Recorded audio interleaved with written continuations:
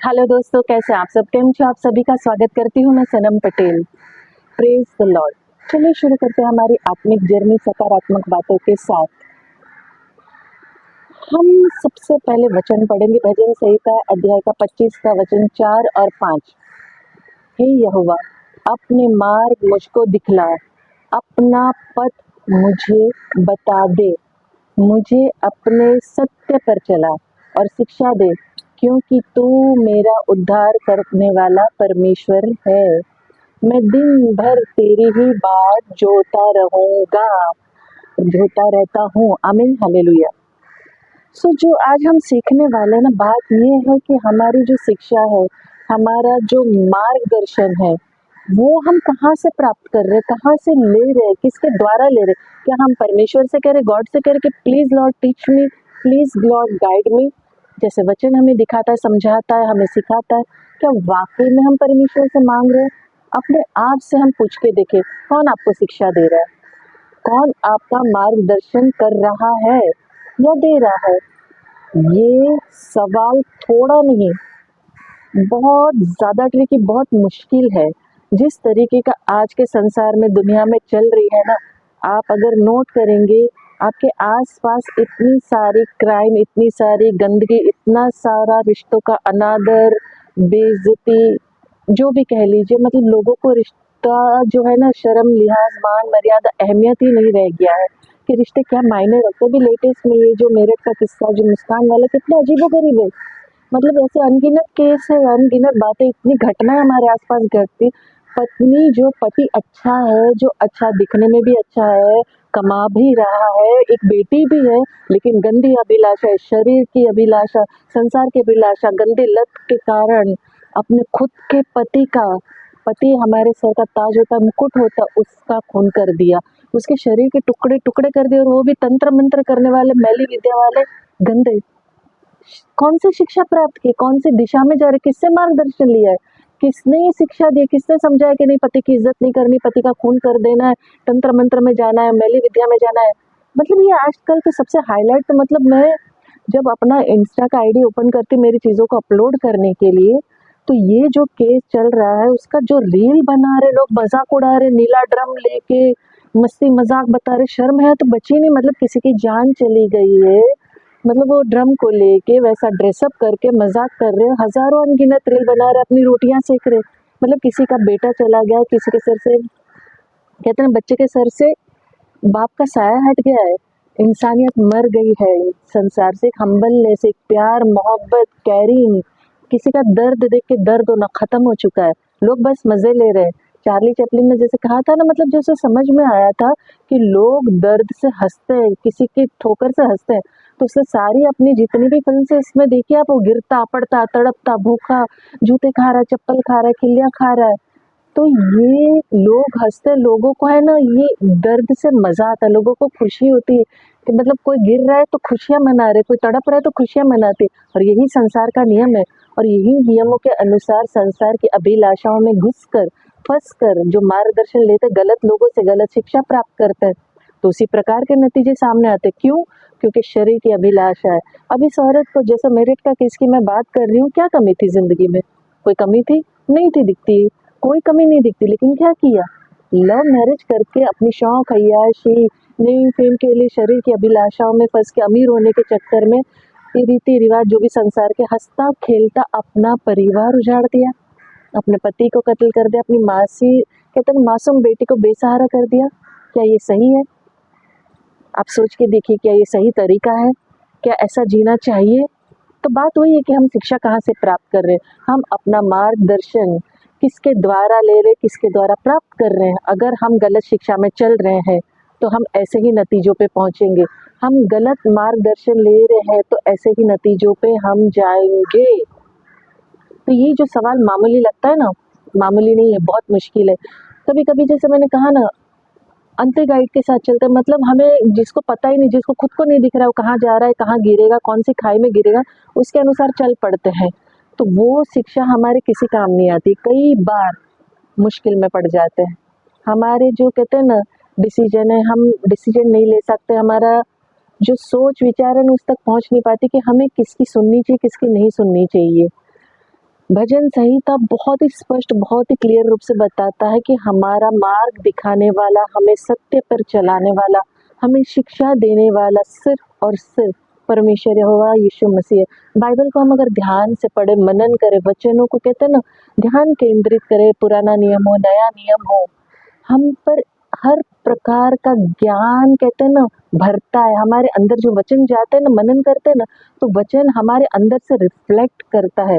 देखिए, कोई भी बाइबल को नहीं जानता है, लेकिन बाइबल सबके हृदय को जानता है। वो गाइड करता है सबको, जीवन जीना सिखाता है, लेकिन पढ़ने की ज़रूरत है, हमें समझने की ज़रूरत है, पवित्र आत्मा के द्वारा अगुवाई मांगने की। अगर हम पवित्र आत्मा को अगुवाई नहीं करने देंगे, अलाउ नहीं करेंगे, तो हमें संसार की जो गंदगी, जो ये संसार के अंधे गाइड है ना, उस तरीके से हम चल पड़ेंगे, जो खुद नहीं जानता है कि कहाँ जाना है, भटक पड़े हैं। आपने सुना होगा ना कि अंधा अंधे को रास्ता नहीं दिखा सकता है। और आजकल की ये जो नेट की दुनिया है, मीडिया बोल लीजिए, खुशी खुशी आपको रास्ता भटकाती है। उनको कोई गिल्ट या कोई बुरा फील नहीं होता है।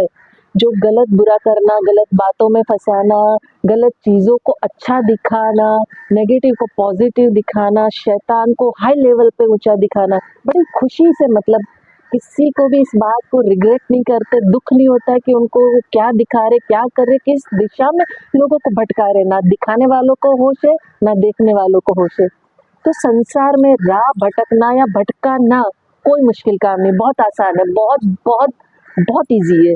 टेम्पटेशन लाना, लालच में आना, जिसका कहते हैं ना परिणाम भी नहीं जानते कई बार। और कई बार तो ऐसा होता है कि परिणाम से गुजर जाने के बाद भी, परिणाम जानने के बाद भी जानबूझकर खाई में गिरते, खड्डे में गिरना पसंद करते, एक दूसरे के सर पे पैर रख कर किसी की भी बलि चढ़ा के, चाहे वो कोई भी रिश्ता हो, किसी भी कीमत पर। भाई, हमें जो मंजिल पर पहुंचना है, हमें जहाँ पहुंचना है, टॉप पे पहुंचना है, हम पहुंचेंगे। चाहे झूठ बोले, फरेब करे, दोष लगाए, अनगिनत बातें हैं तो आप करने की संसार में, लालच, फरेब, दूसरों को कहते हैं ना तुच्छ जानना, वासना की नज़र से देखना, व्यभिचार करना, ये सारी गलत शिक्षाएं, गलत मार्गदर्शन के कारण हमारा जो जीवन है ना, आफतों में फंस जाता है, उलझनों में फंस जाता है, और हम खुद इनवाइट करते हैं। और इन सारी चीज़ों के कारण हम परमेश्वर से दूर हो जाते हैं। और आज तो जो सबसे बड़ा दुश्मन है इस संसार का, पैसा। पैसा इस संसार में सबसे बड़ा हो गया है भाई साहब। हर एक रिश्ते को है ना पैसे से तोला जाता है, चाहे वो कोई भी रिश्ता क्यों ना हो। पैसे के कारण बड़े बड़े पाप हो जाते हैं। वासना और लालच से घेरा हुआ जो ये संसार है ना, पूरे संसार को है ना ये इसने घेरा हुआ है, वासना और पैसे ने। जो चाहिए बस पा लो, किसी भी तरह, किसी भी कीमत पर पा लो, यही शिक्षा दी जाती है और यही शिक्षा ग्रहण करते हैं मनुष्य। और यही संसार का नियम है। ये चीज़ों की वजह से परमेश्वर से इंसान दूर है। परमेश्वर की आज्ञा है ना बहुत अलग है, बहुत डिफरेंट है। जो राइट है वो राइट है, जो रॉन्ग है वो रॉन्ग है। इन बिटवीन कोई रास्ता नहीं, हाँ तो हाँ, ना तो ना। प्रभु परमेश्वर का जो है ना, यीशु मसीह का जो कहते हैं ना, बहुत सीधा साधारण है, परम सुख से भरा हुआ, धन्यवाद धन्यता से भरा हुआ है, अनुग्रह से भरा हुआ है। अलग मार्ग, अलग कहते हैं ना, सही दिशा में चलना हमें सिखाता है, सही मार्ग पे ले जाता है। हम वो काम करते हैं जो परमेश्वर को महिमा देता है। हमारा जो जीवन है ना आशीषित करता है परमेश्वर। और ऐसी शिक्षा हम प्राप्त करते हैं जिससे हमें याद रहता है कि नहीं, जो यीशु मसीह के द्वारा हमें जो क्रूस पर उसने हमारे लिए मृत्यु सही, जो वो क्रूस को हम कभी नहीं भूलते, उस बलिदान को कभी नहीं भूलते। वो मार्ग हमें जब समझ में आ जाता है ना, जिस दिन हम समझ जाते हैं वो किस दिन क्रूसीफाई हुआ, उसका खून का एक एक कतरा हमारे लिए बहाया गया है, उसके लहू के खरीदे हुए हम बंदे बंदियां हैं। उसने क्रूसीफाई होके प्रेम, क्षमा, करुणा, दया, ये मार्ग जो दर्शाया है, जो दिखाया है, बताया है प्रभु यीशु मसीह ने, वो हमें समझ में आता है। और उस सब पर हम सब एक ही कहते हैं ना रास्ते पे चलते। हम एक ही परमेश्वर के बच्चे, अलग अलग पिता के बच्चे नहीं है, हम एक ही परमेश्वर यीशु मसीह के बच्चे। उसने खुद अपनी इमेज में हमें अपनी ही तरह बनाया है, ताकि उसके जैसा हम बने। उसने जैसा हमसे प्रेम किया, हम भी एक दूसरे से प्रेम रखें। जैसे मैंने शुरुआत में आपके बताया कि संसार में प्रेम बचा ही नहीं, वरना इतने बड़े गंदे गंदे तरीके से हादसे ना होते, एक दूसरे को खत्म ना करते, नष्ट ना करते। लेकिन प्रेम होता है ना, और सच्चे प्रेम को जानते और सच्चे परमेश्वर को जानते, जिंदा खुदा यीशु मसीह को अगर जानते, तो ऐसी गलत दिशा में कभी नहीं भटकते, गलत शिक्षाओं में कभी नहीं भटकते, और इस तरीके के घोर अपराध और पाप कभी ना करते। क्षमा करते, दया भाव करते, करुणा रखते, एक दूसरे से प्रेम रखते, आदर करते, तब हम कहते हैं ना ये सारी चीज़ें करते हैं ना, तब हम परमेश्वर के दिखाए हुए मार्ग पर चलते हैं, उसकी शिक्षा को हम मानते ग्रहण करते हैं। देखिए, 2 बार आप वचन पढ़ के देखिए, आपको समझ में आएगा कि वचन क्या कहता है कि हे यहोवा अपने मार्ग पर मुझको मुझको हे यहोवा अपने मार्ग मुझको दिखा, अपना पथ मुझे बता दे, मुझे अपने सत्य पर चला और शिक्षा दे कि तू मेरा उद्धार करने वाला परमेश्वर है। मैं दिन भर तेरी ही बाट जोता रहता हूँ। तो हमें उसके इंतज़ार करते रहना है, बाट जोते रहना है, दिन भर, हर वक़्त, हर घड़ी, और उससे माँगना है कि please Lord teach me, please Lord guide me, मुझे तू रास्ता दिखा, मुझे इंसानों के दिखाए हुए रास्ते पर नहीं चलना है, मुझे नहीं भटकना है, झूठ, फरेब, मक्कारी, लालच, वासना में नहीं जाना है। प्रभु तू मुझे रास्ता दिखा, तू मेरा मार्गदर्शन कर, तू मुझे शिक्षा दे, क्योंकि तू मेरा परमेश्वर, तू मेरा उद्धार करने वाला है। फिर दुनिया की कोई ताकत हमें गलत दिशा में नहीं ले जा सकती, गलत शिक्षा में भटका नहीं सकती। हम परिपूर्णता की ओर बढ़ते जाएंगे, उद्धार की ओर चल पड़ेंगे। हमारा जो जीवन है ना, सदा आनंदित और मगन रहेगा, आनंदित रहेगा, मगन रहेगा, परमेश्वर के अनुग्रह से भरा हुआ रहेगा, क्योंकि प्रभु खुद ही जीवन मार्ग और सत्य है, उसके सिवा कोई जीवन मार्ग सत्य नहीं है। इस बात को जितना जल्दी हम समझ जाएंगे ना, इस दुनिया की गंदी अभिलाषाओं से और गंदे कर्मों से और गंदी बातों से बच जाएंगे और सही शिक्षा में, सही मार्ग में चलना शुरू कर देंगे। सो परमेश्वर से हमें मांगना है कि प्रभु तू मुझे अपना मार्ग दिखा, तू अपने सत्य के रास्ते पे ले चल, तू मुझे शिक्षा दे। और आखिर में जैसे अंत में मैं कहती हूँ, मैं दिल से चाहती हूँ आप खुश रहें, अपनों को खुश रखें और हमेशा मुस्कुराते रहें। शांति, शालोम और सलाम आपके नाम।